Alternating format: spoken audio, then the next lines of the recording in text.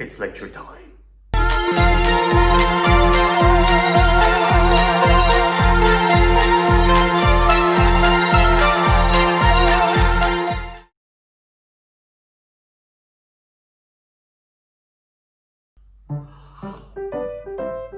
Hello, my name is Joshua Wan Park Kim, and my goodness, I look damn sexy. So damn sexy as a bikini on a fat man. The structure of his face is so handsome, like it's a mixture of Al Pacino and a pug.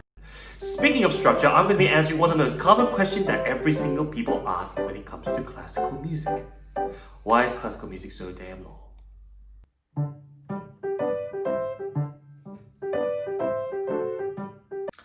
Why is classical music so damn long? Why is classical music so damn long?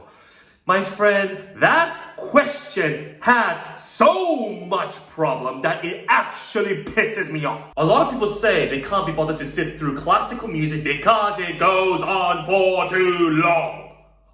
On some aspects, I do agree with that. Because there are a lot of people who just can't stand watching my 20-minute lecture.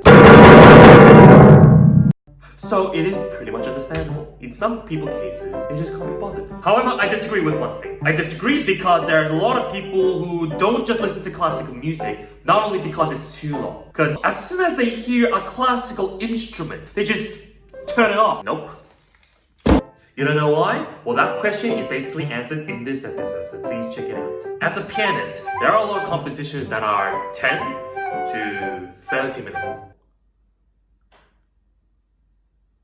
Yeah, 10 to 30 minutes long. However, in my opinion, long compositions are actually easier than one-page composition. There are a lot of easy pieces with 10 pages and really difficult pieces that are only one page. So it doesn't really matter on the difficulty of how many pages the composition consists. But anyways, back to the question.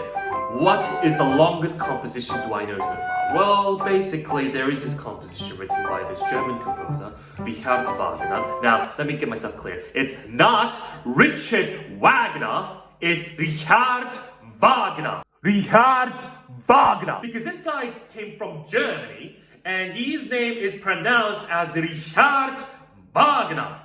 And yes, I really want you to pronounce as Richard Wagner because I am all about the originality. And one of his compositions, which is an operatic work, Der Ring des Nibelungen, in English, The Ring Cycle. This composition has 4 separate parts. And basically, the total of this entire opera is 15 hours long. But actually, it's not that long. How? Well, think about this. It's like you're watching a Lord of the Rings trilogy and the Hobbits trilogy in one day. So let me ask you this one more time. You can't be bothered? You really cannot be bothered? But then how can you watch a 3-hour movie or even 2-hour movie without falling asleep and you consider 30-minute composition or 1-hour composition long? First of all, I feel so bad for you. You can't even last for 30 minutes. You know what I mean? You know what I mean? You know what I mean? Secondly, you are terribly impatient. You really need someone to give you a massive slap in the face and wake up. Duration ain't an excuse. And we don't have a time either.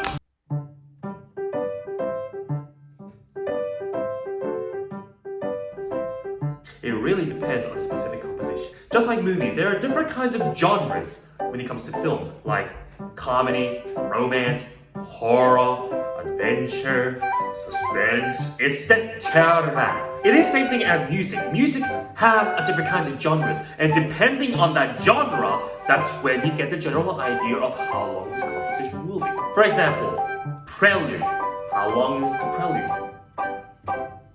Don't know? It's because you don't know the meaning of the word prelude. Prelude is an introductory piece of music. it could be a composition where you hear before you hear the main part of a composition.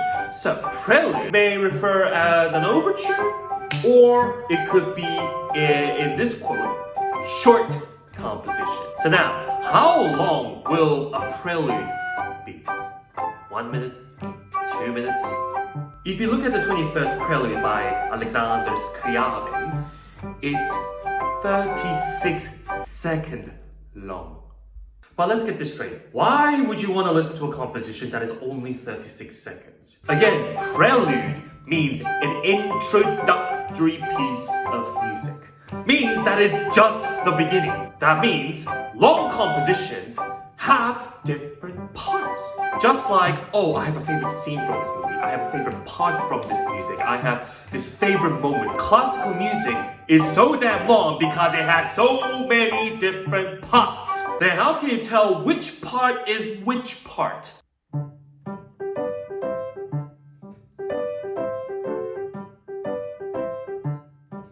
Instead of parts, it's called movements. Movement is a part in a set of a massive composition. Usually when it comes to sonatas, they usually have 3 movements or 4 movements like in the symphonies, or later in the 19th century compositions, the sonatas started to have 4 movements as well, like how orchestral compositions were written. There is a long composition that has 7 movements, and that piece is titled The Planets by Gustav Holst.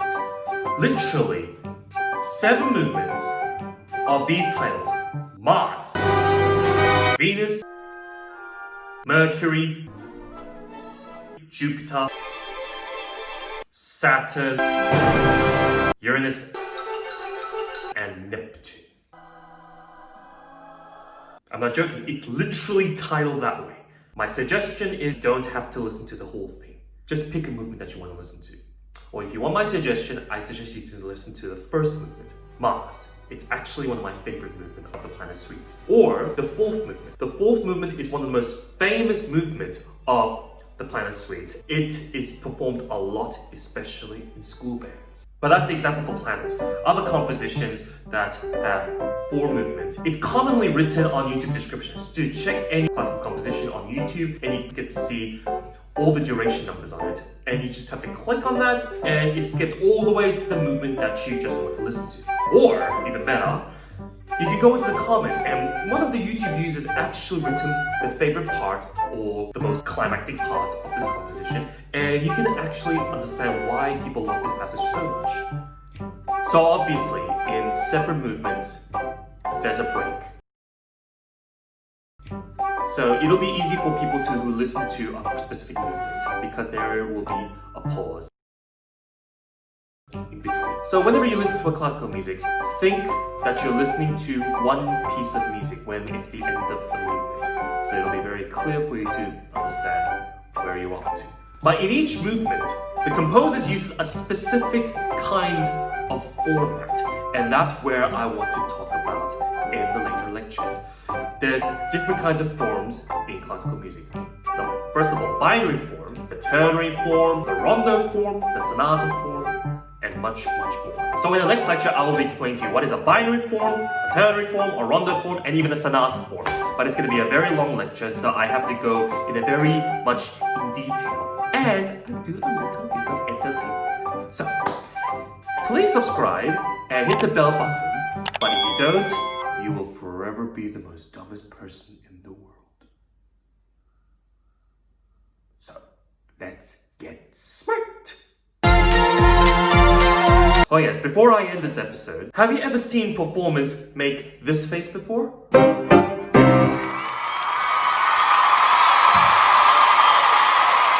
Do you know why they made that face?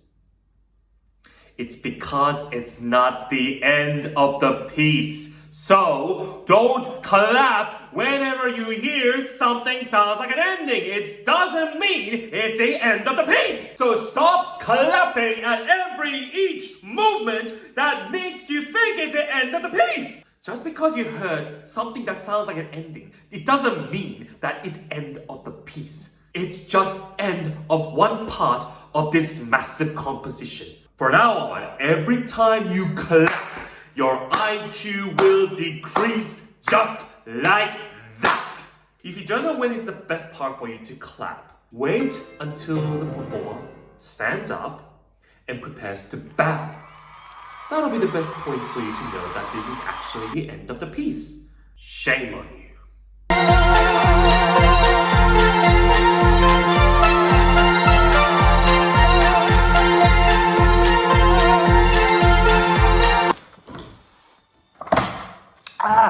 Do you agree with my lecture? If you disagree or if you have any other topics that you want me to talk about, leave a comment down below. And I'll see you in the next lecture. My name is John Parkin, and as always... Is that letter?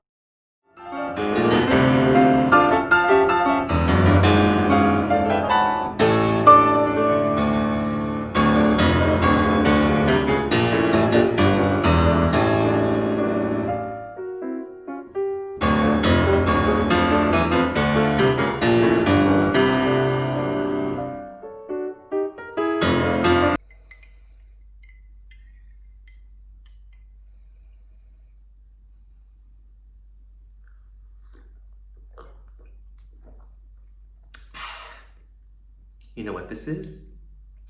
It's called shike. You wanna try some? It's so good. You wanna try some? You wanna try some? You wanna try some? You wanna try some?